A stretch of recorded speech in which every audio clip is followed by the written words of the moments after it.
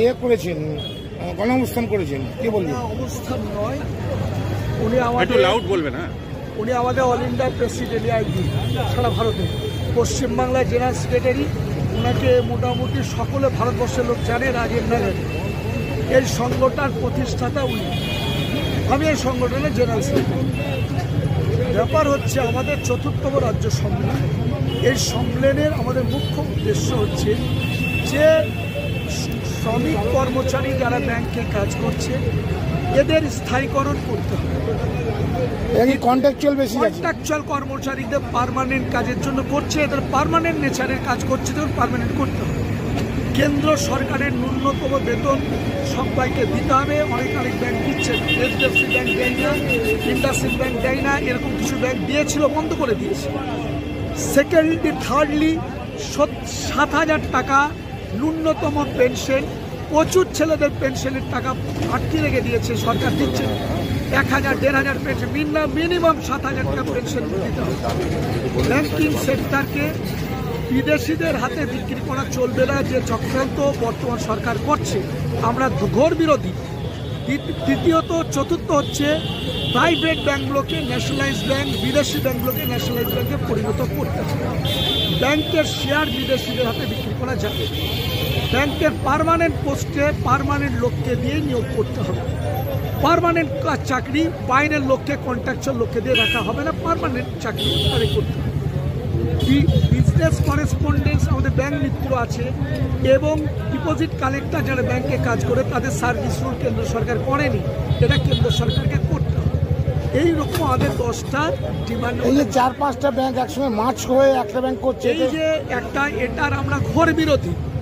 এখন নতুন যেটা বলেছে রাজ্য ফিনান্স মিনিস্টার কদিন আগে, যে 12টা ব্যাংক যেটা আছে, এই 12টা ব্যাংকে 4টে করে 3টে ব্যাংক করবে।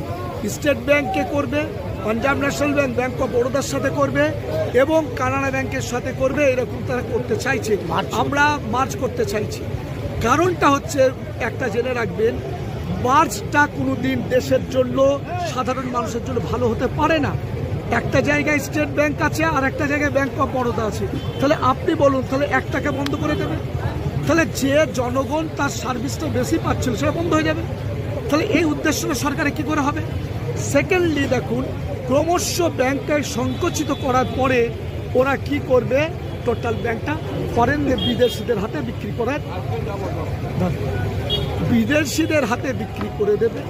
অলরেডি তারা বলেছে এই বিষয়টাকে, ফিনান্স মিনিস্টার এবং প্রধানমন্ত্রী বলেছে যে বাইরের এফডিএ না আসলে দেশের অর্থের ডেভেলপমেন্ট হবে না।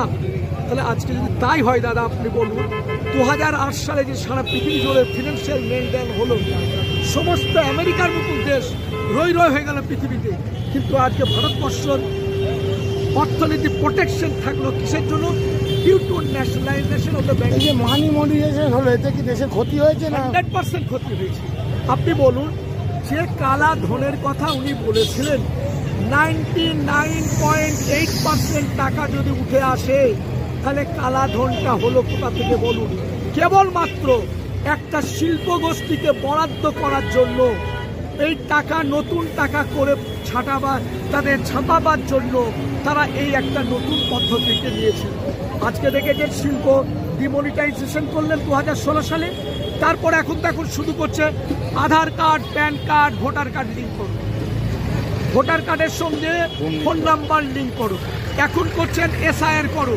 তাহলে আপনি আমাকে বলুন, দিনের পর দিন সাধারণ ভারতবাসীকে তারা একটা অবাঞ্ছিত কাজের মধ্যে তারা ফাঁসি রেখে দিচ্ছেন, মানুষকে মাইন্ডকে ডাইভার্ট করে দিয়ে তাদের যে অভিসন্ধি, সুপ্ত অভিসন্ধি, ভারতবর্ষকে বিক্রি করে দেওয়া, ভারতের অর্থনীতিকে বিদেশি মালিকদের হাতে তুলে দেওয়া, সেই চক্রান্ত ছাড়া কি হতে পারে?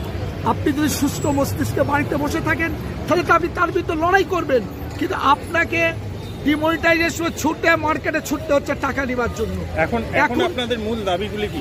এখন মূল দাবি হচ্ছে 7,000 টাকা পেনশন করতে হবে, কেন্দ্র সরকারের সমস্ত কর্মচারীদের আমাদের বেতন দিতে হবে, সেন্ট্রাল ওয়েজেস দিতে হবে, নতুন শ্রমিক আইনকে পরিবর্তন করতে হবে, কৃষি আইনটাকে নতুন করে করতে চাইলে সাজাতে হবে, ইন্ডাস্ট্রিয়াল ডিসপুট অ্যাক্টের কিছু ধারাকে পরিবর্তন আনতে হবে।